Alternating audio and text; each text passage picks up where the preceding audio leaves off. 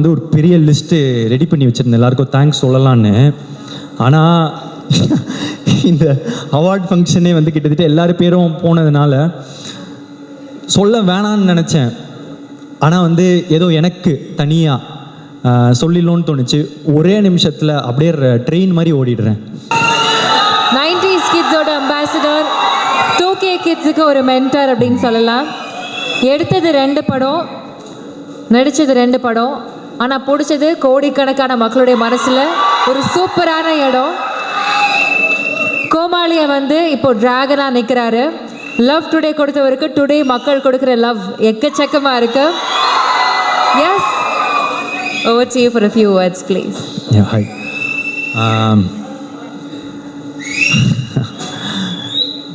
கிட்டத்தட்ட இதுதான் end of ட்ராகனோட ஜேர்னி மாதிரி ஃபீல் ஆகுது. இன்றைக்கி கூட இப்போ அஸ்வத் ப்ரோ வந்து காலில் சொல்லியிருந்தார், இதுதான் கிட்டத்தட்ட லாஸ்ட்டு ஃபங்க்ஷன், இதுக்கு மேலே அவார்ட்ஸ் ஃபங்க்ஷன் அதெல்லாம் இருக்கும், ஆனால் எங்களோட ஜேர்னியாக கிட்டத்தட்ட இது ஒரு எண்டு. இந்த டைமில் வந்து இப்போ இந்த வீடியோலாம் பார்க்கும்போது ரொம்ப ஸ்வீட்டாக இருந்துச்சு. அப்போது இதோட ஸ்டார்டிங் பாயிண்ட் எங்கே அப்படின்னு யோசித்து பார்த்தா, ஒரு நாள் வந்து படம் பண்ணலாமா அப்படின்னு அவர் கால் பண்ணது ஸ்டார்டிங் பாயிண்ட் இல்லைன்னு நான் நினைக்கிறேன். ஒரு இந்த ஓமை கடவுளை வந்து எழுதிட்டு இருக்கும் போது நாங்கள்லாம் ஒன்றா டிஸ்கஸ் பண்ணிகிட்ருப்போம். அப்போ வந்து ஒரு கேரக்டருக்கு பண்ணுறியாடா அப்படின்னு கேட்டார். இல்லை நான் நடித்தா ஹீரோ தான் அப்படின்னு சொன்னேன். இந்த காதல் படத்தில் வரும்ல இந்த வில்லன் ரோலு, அமெரிக்கன் மாப்பிள்ளை, இதெல்லாம் ஓகேவா அப்படின்னு கேட்கும்போது, இல்லை நான் நடித்தா ஹீரோ தான், அந்த மாதிரி ஒரு குருட்டு நம்பிக்கையில் அப்போ நடித்தா ஹீரோ தான் அப்படின்னு சொன்னேன். என்னன்னா அப்போது வந்து கோமாளியும் வரல, எதுவுமே வரல என்ன. ஆனால் அவர் எதுவும் நம்பினார், பண்ணுவான் போல் அப்படின்ற மாதிரி ஒன்று இருந்துச்சு. அதுக்கப்புறம் வந்து ஒரு கோமாளி நடந்துச்சு. அதுக்கப்புறம் லவ் டுடே எடுத்து முடிச்சுட்டு காமிச்ச போது அவருக்கு பிடிச்சிருந்துச்சி. அப்போ நான் சொன்னேன், ரிலீஸ் ஆகலை, இன்னும் ரிலீஸ் ஆகிறதுக்கு முன்னாடியே கேட்டேன் வந்து, எனக்கு ஒரு படம் நீங்கள் டைரக்ட் பண்ணுவீங்களா? சரி, கொஞ்சம் எனக்கும் கொஞ்சம் நியாயம்லாம் இருக்குது. எனக்கும் தெரியும் அவர் வந்து ஓமை கடவுளை வந்து சூப்பர் ஹிட்டு. அப்போது அவரோட அடுத்த படமும் ஒரு பெரிய பட்ஜெட்லேயோ நல்ல சம்பளம் இந்த இதெல்லாம் ஆசை இருக்கும்னு, ஒரு ஃப்ரெண்டாக நானும் வந்து அதை தான் ஆசைப்பட்றேன், அவருக்கு ஒரு பெரிய பட்ஜெட் படம் அதெல்லாம் கிடைக்கணும்னு. ஸோ நானே சொல்லிட்டேன், ப்ரோ ஒரு மார்க்கெட்லாம் நான் பெருசு பண்ணிட்டு உங்களுக்கு சம்பளம் தர அளவுக்கு ஒரு இதெல்லாம் வந்துடுச்சுன்னா நீங்கள் எனக்கு பண்ணுவீங்களா அப்படின்றது தான் கொஸ்டினாக இருந்துச்சு.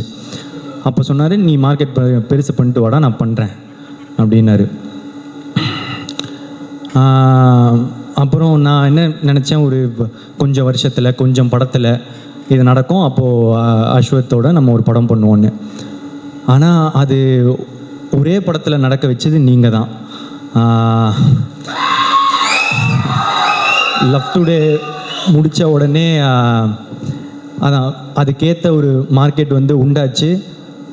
அப்போது எனக்கு சொன்ன மாதிரி அவரே கால் பண்ணிட்டார். கால் பண்ணி என்னடா படம் பண்ணலாமா அப்படின்னு வந்து கேட்டார்.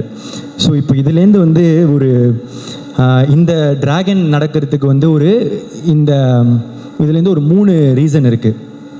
ஒன்று, அஸ்வத் அவங்க வந்து சொன்ன வார்த்தையை காப்பாற்றுறது, அந்த மாதிரி அவர் வந்து சொன்ன வார்த்தையை காப்பாற்றினார். என்னென்னா இது வரைக்கும் அது மட்டும் இல்லை, எனக்கு வந்து அதான் மார்க்கெட் பெருசு பண்ணிட்டு வாடா பண்ணுறேன் அப்படின்னு சொன்ன உடனே அவரே கால் பண்ணாரா, அது ஒரு விஷயம். அடுத்த விஷயம், உனக்கு ஒரு நல்ல படம் பண்ணுறேன் அப்படின்னு சொன்னார், பண்ணார். 3வது விஷயம், உண்மையாக சொன்னார், 100 days படம் ஓடண்டா, நான் அந்த மாதிரி ஒரு படம் பண்ணுறேன்னு. ஸோ சொன்ன வார்த்தையை காப்பாற்றின அஸ்வத்துக்கு தேங்க்ஸ். ஸோ அதனால தான் இந்த ரீசன், இந்த படம் டிராகன் நடந்ததுக்கு ரீசன். இன்னொரு 2வது ரீசன் வந்து, அன்றைக்கி ஒரு வச்சனில் ஒரு குருட்டு நம்பிக்கை, நடிச்சா ஹீரோ தான் அப்படின்னு. அதுக்கு ஒரு லாஜிக்கே இல்லை. நினச்சி பார்த்தா இப்போ எப்படி அப்படின்னு நினச்சி தெரியல, அது ஏதோ நடந்துருச்சு. 3வது வந்து நீங்கள் கொடுத்த அந்த வெற்றி, லவ் டுடேவோட வெற்றி, அந்த வெற்றினால் மட்டுமே இந்த இந்த படம் சீக்கிரமாக நடந்துச்சு. அதுக்கப்புறம் முக்கியமாக வந்து ஏஜிஎஸ். ஆமாம், எங்களுக்கு இது வந்து எங்களோட 2வது 100th day function.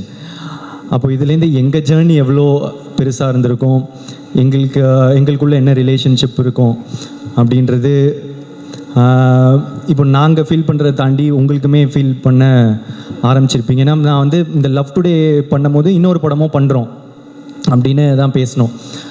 So love today முடித்த பிறகே வந்து என்ன படம் பண்ணலாம், ஏன்னா வந்து எக்ஸ்பெக்டேஷன்ஸ் ஆஃப் லவ் டுடே வந்து ஒரு மேஜிக் அப்படின்னு வந்து பிராண்ட் பண்ண ஆரம்பிச்சிட்டாங்க. ஸோ இது திருப்பி ஒன்று பண்ணணுமே, என்ன பண்ணலாம், இது வந்து சாட்டிஸ்ஃபை ஆகும் அப்படின்றது ரொம்பவே யோசிச்சுட்டே இருப்பேன். ஸோ இன்னொரு படம் டைரக்ட் பண்ணி ஆக்ட் பண்ணலாமா, இதெல்லாம் வந்து போயிட்டே இருக்கும் போது தான் ஏற்கனவே ஏஜிஎஸும் அஸ்வத் ப்ரோவும் வந்து பேசியிருந்தாங்க, ஒரு படம் பண்ணுறது அவங்களும் பேசியிருந்தாங்க. ஸோ இது கரெக்டாக வந்து ஒரு மாதிரி அமையும்னு சொல்லுவாங்கள்ல, அந்த மாதிரி தான் எனக்கு டிராகன் அமைஞ்சது. ஸோ இந்த ஏஜிஎஸோட இருக்கிற இந்த ஜேர்னி எனக்கு வந்து இன்னும் போயிட்டே இருக்கும்னு நான் நினைக்கிறேன், நம்புகிறேன். Thank you Agoram sir, Ganesh sir, Suresh sir, Archana ma'am, Aishwarya ma'am, Venkat Manickam sir. So it's a sweet journey, எங்களுக்கு இன்னும் தொடர்ந்து பண்ணிகிட்டே தான் இருக்க போகிறோம். அதை தாண்டி இது வந்து என்னோடய 3வது 100th டே ஃபங்க்ஷன். ஸோ கோமாளி, லவ் டுடே, அதுக்கப்புறம் டிராகன், ஹேட்ரிக். ஸோ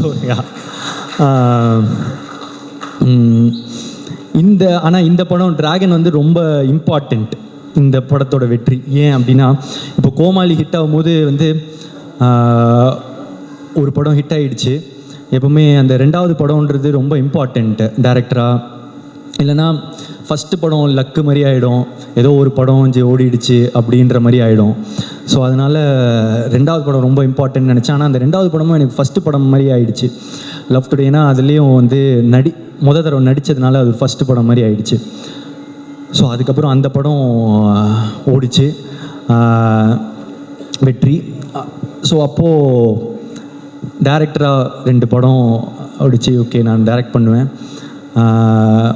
ஆனால் இப்போ ஆக்டராக திரும்ப ஒரு படம் தான் ஹிட்டு, ஏதோ ஒரு படம் ஹிட் ஆகிடுச்சு, இல்லை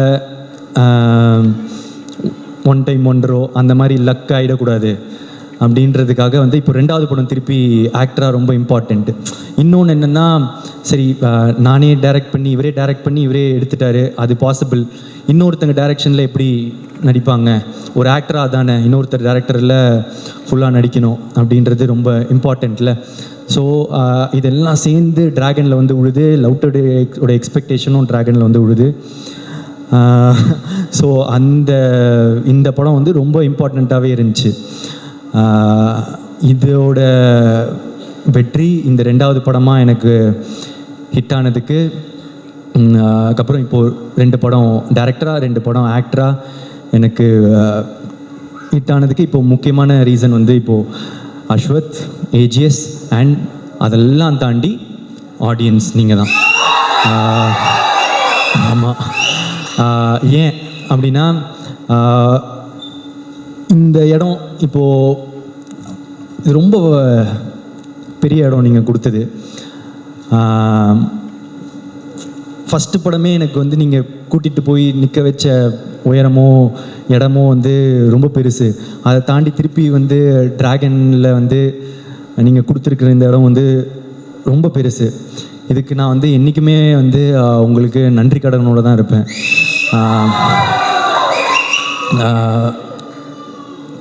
என்ன சொல்கிறது, அது ஒரு ஃபீலிங்கு, எனக்கு வந்து எக்ஸாக்டாக அது சொல்ல தெரில. ரொம்ப தேங்க்யூ ஸோ மச். நீங்கள் எனக்கு கொடுத்துருக்க இடம் ரொம்ப பெருசு, என்றைக்குமே நன்றியோடு இருப்பேன். தேங்க்யூ. அவ்வளோதான் சொல்லணுன்னு இருந்தேன். ஸோ வந்திருக்க எல்லாருக்குமே நன்றி. Press and media thank you. ஆக்சுவலாக நான்